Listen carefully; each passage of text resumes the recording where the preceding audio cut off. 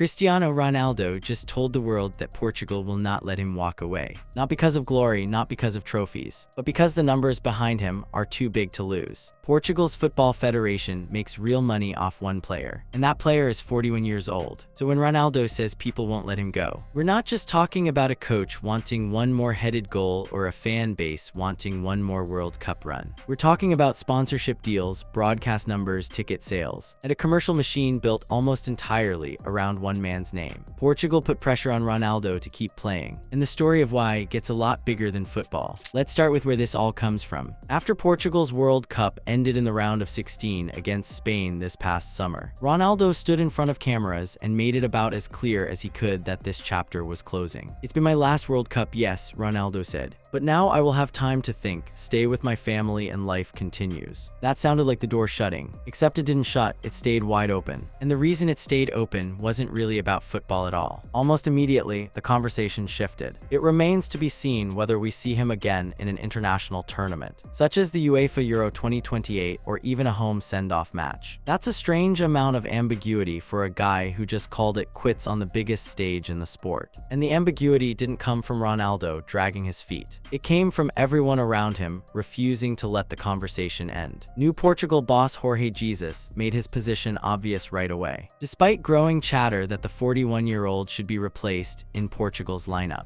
Jesus said Ronaldo will have a place on the national team as long as he wants to continue playing. Jesus went further, calling him a symbol of the country. "Chris is a symbol of Portugal. He will go down in history. It has been a great pleasure working with him. He is incredibly easy to work with," Jesus said. That's not the language of a coach looking for an exit ramp for his aging star. That's the language of a man being told by people above him to keep the door cracked open no matter what. And here's where the pressure gets its teeth. It isn't just sentimental. Ronaldo has been directly responsible for a large share of the sponsorship deals and commercial revenue the federation has secured over the past 2 decades. A dependency the Portuguese Football Federation now needs to actively plan around rather than ignore. 20 years of contracts, 20 years of money flowing into Lisbon because one player's face was on the shirt. Marketing expert Daniel Saw put it about as bluntly as anyone in Portuguese football has dared to. It might be a bit harsh to say, but from a brand perspective, Ronaldo is incomparably bigger than the entire Portuguese national team and countless others combined. He told the Lusa news agency he didn't stop there. "I'm not making a sporting analysis, but a brand analysis. It will be a tragedy when he leaves because people still don't grasp the media attention that will be lost. We'll be falling down a high-speed escalator," Saw said. Think about that phrase for a second, a high-speed escalator, not a gentle decline. A Federation official adjacent voice describing what happens the moment Ronaldo actually walks away for good. And he's calling it a fall, not a transition. Saw then laid out exactly why the pressure on Ronaldo isn't coming from fans wanting to see him score one more goal. It's coming from a federation that has built its business model around him. He's the one who makes them sign numerous contracts and earn a lot of money for over 20 years. I believe the FPF is preparing a different narrative, because it can't be dependent on just one person and needs to present other types of arguments. Obviously, there are more to Portuguese football than Ronaldo, but they should explore this new strategy well, he said. Read that again, the federation is having to prepare a different narrative. That's not a phrase you use about a guy who's simply a good player. That's a phrase you use about a guy who is the business. And it's not just talk from a marketing think tank. The federation's own numbers back it up. Even in a tournament where Portugal didn't get past the round of 16, Ronaldo's presence pulled in a staggering amount of outside money tied specifically to his participation. Sponsors and endorsements completed the picture. From his established lifetime brand deals to specific international marketing partnerships activated purely for this globally broadcast tournament spotlight. His outside sponsorship income added an estimated $64,685,000. That's money generated because he was still wearing the shirt. Take him out of the equation and a huge chunk of that evaporates with him. So when people talk about Ronaldo being under pressure to keep playing for Portugal, this is the pressure they mean. It's not a coach begging for one more assist. It's an entire commercial structure, sponsors, broadcasters, federation budgets, built on the assumption that Ronaldo stays visible in a Portugal shirt for as long as humanly possible. That's the backdrop. Now we need to go back and understand how we even got to this point. How one player became so central to a federation's finances that his retirement decision turns into a boardroom problem. To understand why Portugal can't just say goodbye, you have to go back to where this dependency actually started building. Ronaldo made his Portugal debut back in 2003, when he was still a teenager at Sporting Lisbon, getting scouted by Manchester United. Since 2003, he has been a fixture of the Portugal national side, scoring 123 goals in 200 games. During that time, he has captained the team 140 times, and led them to UEFA European Championship victory in 2016. Before that Euro win, Portugal had gone its entire modern history without a major international trophy. Ronaldo didn't just play for the team, he became the reason the team had a story worth telling internationally. Once he delivered that trophy, everything about the commercial side of Portuguese football started to orbit him. It wasn't a slow build either. The country's federation, the FPF, watched every kit deal, every broadcast negotiation, every sponsor conversation start including his name as leverage. And once his career took off financially away from the pitch, that leverage only grew. His endorsement empire is genuinely staggering on its own.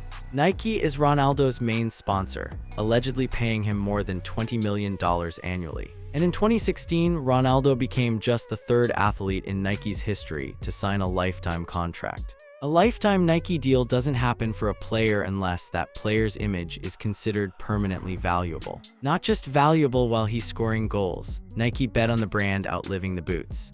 On top of that, his own personal business ventures started stacking on. According to Forbes, his own firm accounts for almost a fourth of his annual endorsement revenue. That's before you even get to the club salary. By the time he moved to Saudi Arabia, the number stopped looking like an athlete's paycheck and started looking like a small company's revenue. Playing for Al Nassr FC in Saudi Arabia, he reportedly earns more than $200 million annually through salary and commercial agreements. And his contract includes salary, image rights, sponsorship incentives, and ambassadorial roles linked to Saudi Arabia's sporting ambitions. So here's the thing, Portugal as a federation doesn't get a cut of his club salary or his Saudi ambassadorial fees. But they don't need to. What they get is something arguably more valuable long-term: association. Every time Ronaldo pulls on a Portugal shirt, every camera, every broadcast deal, every kit sponsor watching global viewership numbers, ties itself back to a name that's now worth over $1 billion in total. That's why the federation's finances and Ronaldo's personal brand became impossible to separate. Sa explained this dual nature clearly. He pointed to the Al Nassr striker's global social media reach, sponsorship portfolio, and business investments, arguing that his personal brand will continue to grow even after he stops playing. Alongside the player, there is Ronaldo the influencer, who is the biggest in the world and the most followed person on social media. Ronaldo sponsored by several national and international brands, and Ronaldo the investor in multiple industries, he said. That's the real engine here. It's not just goals, it's reach. Every sponsor that signs with the Portuguese Federation now knows their logo gets broadcast to a fan base that follows Ronaldo specifically. In numbers no other Portuguese athlete, and arguably few athletes on earth, can match.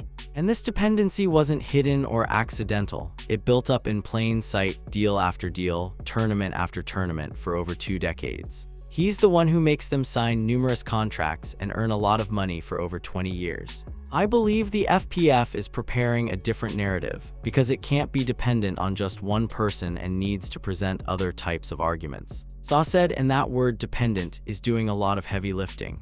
Even the Federation's own conduct during controversies shows how protective it's been of him, because protecting him means protecting the brand. Rewind back to a World Cup years earlier, when reports circulated that Ronaldo had threatened to walk out of the Portugal camp after getting benched. The Federation moved fast to kill that story. The FPF clarifies that at no time did the captain of the national team, Cristiano Ronaldo, threaten to leave the national team at any stage in Qatar, it said. The level of commitment of Portugal's most capped international player was once again demonstrated in the victory against Switzerland. That's a federation putting out an official statement to defend one player's reputation during a tournament. Federations don't usually do that for role players. They do it when the player's image and the federation's commercial standing are basically the same thing. So by the time we get to this year, to Ronaldo confirming his last World Cup and everyone around him refusing to let the story end cleanly, we're not looking at a sudden development. We're looking at the final stage of a 20-year build where one man's presence became inseparable from the Federation's bottom line.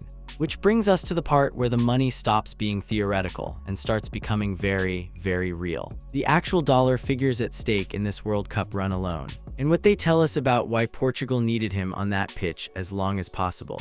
Let's talk numbers, because this is where the pressure on Ronaldo stops being an abstract idea and turns into cold arithmetic. Start with what Portugal actually earned just from competing in this last World Cup.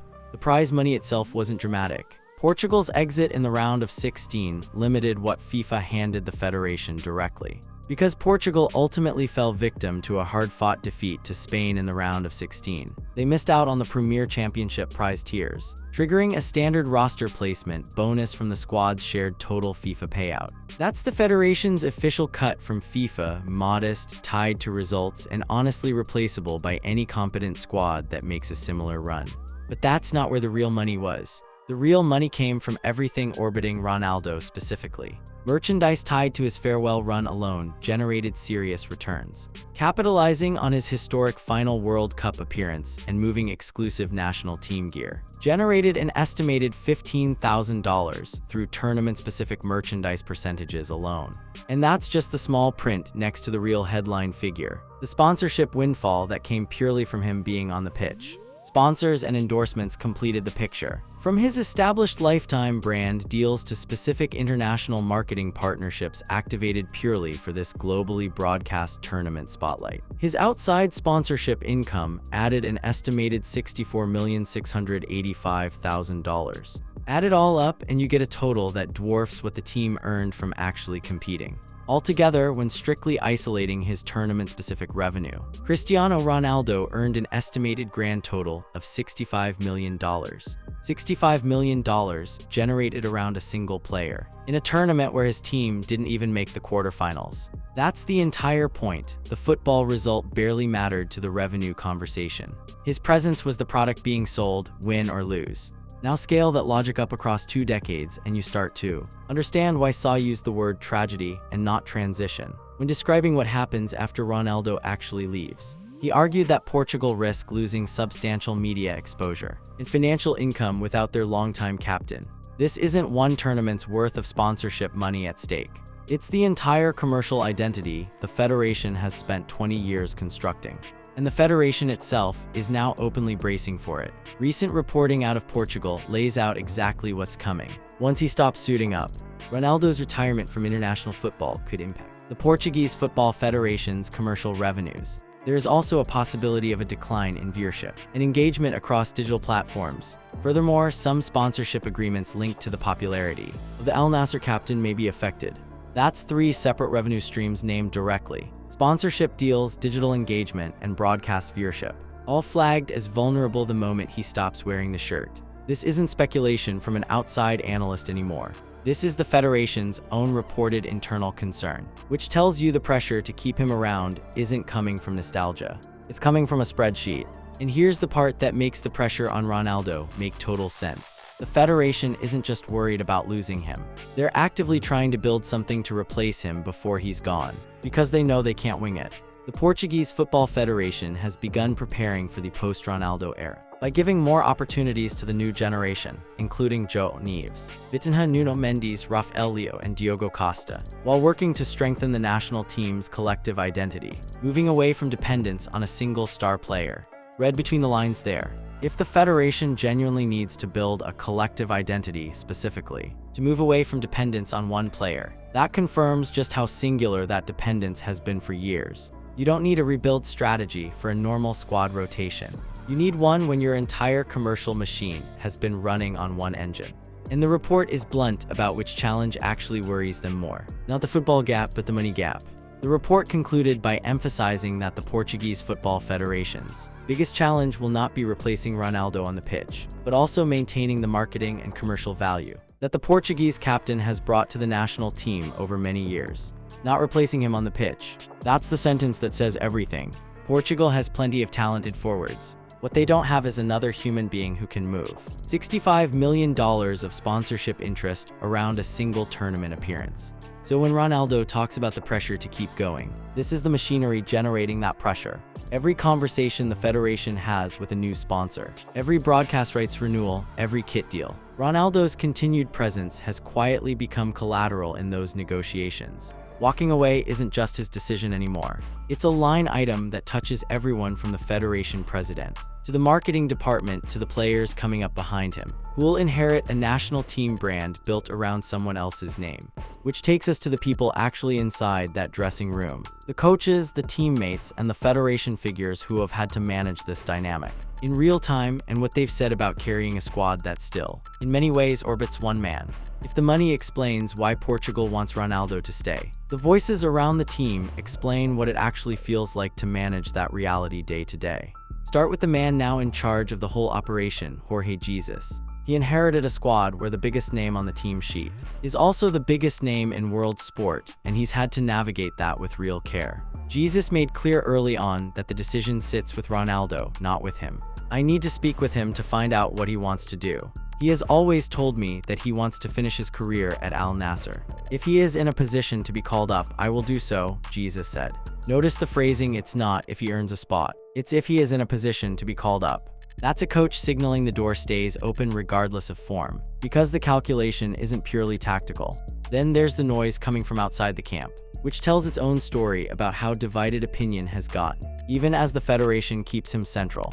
Former Ghana international Kevin Prince Boateng didn't hold back during the World Cup group stage, arguing the team actually performs better without Ronaldo occupying the middle of the pitch. Portugal is a better team without him. There's so much pressure when he is in the middle, because everyone wants to pass him the ball, Boateng said. That's a football voice making a football argument, that the tactical gravity around Ronaldo can actually work against the team. Inside the squad itself, teammates have had to walk a careful line, respectful of his standing but honest about how the group actually functions on the pitch. Winger Francisco Conceição addressed the dynamic directly when asked whether players feel obligated to feed Ronaldo the ball. I think we do everything by instinct, we do everything. It's thousandths of a second. There's no time for that, and of course, Cristiano is here to help. Just like any other player in the national team, Conceição said. Then he acknowledged the tension everyone feels when results don't go Portugal's way. I think there is no one worse than us at that moment when things don't go well. I think it's more about that because we feel on our own skin that our job wasn't done in the best way in that sense. But the pressure, as I said, I think it's present, he said. That word again, pressure. It's not just Ronaldo feeling boxed in by expectation. His teammates feel it radiating off him too, every time the team stumbles. And cameras look for someone to blame. Then there's Ronaldo's own voice, and it's worth sitting with how he's actually described his mindset heading toward the end. Ahead of that final round of 16 match, he insisted he wasn't putting any personal weight on the outcome.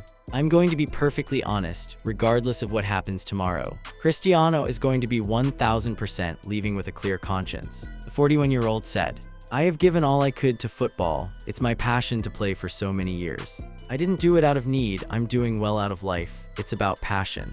I play for the national team, and I love to play football.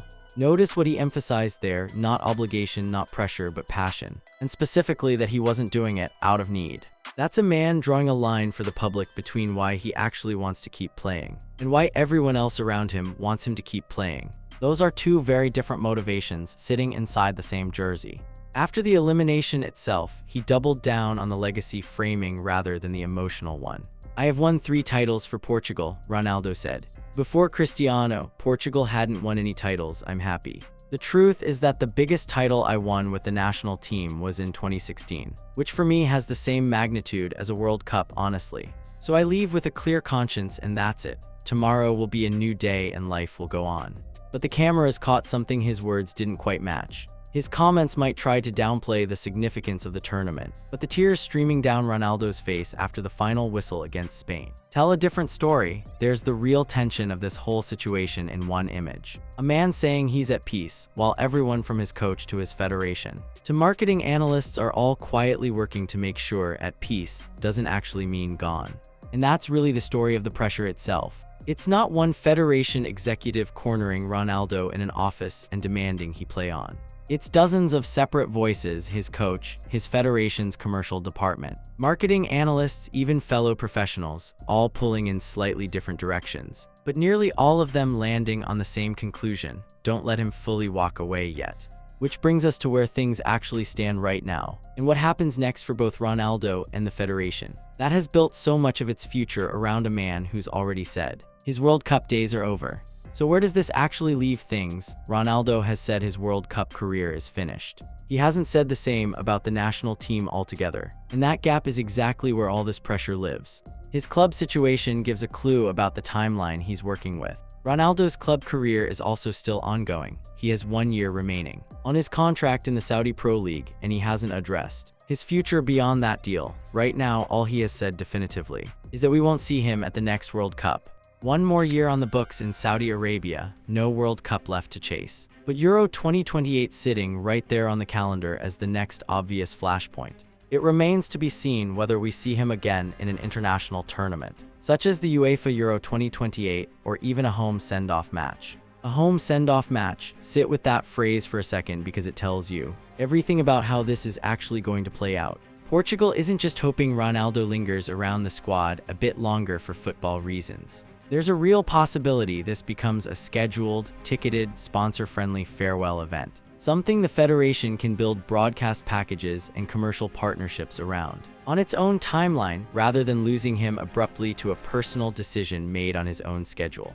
That's the whole tension in a nutshell. Ronaldo wants to leave when he decides to leave. The Federation quietly wants to manage when and how that happens, because the commercial calendar doesn't run on the same clock as a 41-year-old's body. Jesus, for his part, keeps threading that needle publicly, careful not to sound like he's pushing Ronaldo out or holding him hostage. He will never be a problem for the national team or for me. As for the controversy, everyone is entitled to their own opinion. When the time comes to make a decision, I will speak with Chris and with everyone else individually, he said. That's a coach trying to sound neutral while everyone around him, marketing departments, sponsors, Federation executives, has already made their preference clear. And Sa's warning still hangs over all of it, because nothing about the Federation's underlying dependency has actually changed since he raised it. I believe the FPF is preparing a different narrative, because it can't be dependent on just one person and needs to present other types of arguments. Preparing a narrative isn't the same as having solved the problem. It's a Federation admitting out loud that they know the escalator Sa described is still running, and they haven't found a way to stop it yet. The players being groomed to eventually carry that commercial weight. Neves, Vitinha, Nuno Mendes, Leo Costa are all talented in their own right, but none of them currently carry anything close to the global sponsorship gravity Ronaldo generates just by showing up. That's not a knock on them. It's simply the reality of trying to replace someone whose personal brand operates on a scale most entire national federations never reach on their own. So what actually happens now is this. Ronaldo keeps training, keeps playing his club football, and keeps leaving the door to Portugal recall technically open, even while insisting his major tournament days are behind him. The Federation keeps talking about a new generation and a collective identity, while privately knowing that every month he stays available is another month of sponsorship value they don't have to figure out how to replace yet. Neither side is saying it outright, but the shape of the situation says it for them. A federation that built 2 decades of commercial success around one player isn't going to let that player disappear quietly. Not while there's still a jersey number and a passport that keep the door open. And a player who says he's doing it purely out of passion, not need, still hasn't shut that door himself either. That's the real story behind the pressure Ronaldo described. It was never just about 1 more World Cup or 1 more Euro campaign. It was about a federation that knows exactly what its books look like the day he stops showing up, and a player caught between saying goodbye and being needed too much to actually leave.